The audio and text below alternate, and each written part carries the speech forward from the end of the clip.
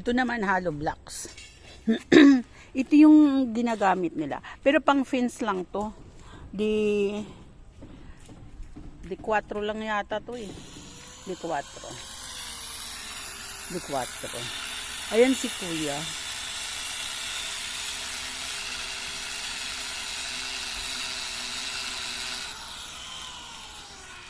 Di 4 lang yata itong hollow blocks nila eh.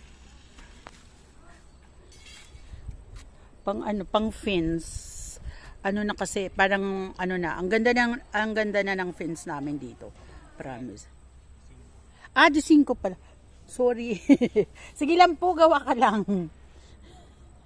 Yan, ano ko lang sa klase. De 5 pala yung pang fence. So, matibay. De 5. Kasi di ba di 4 at di ano.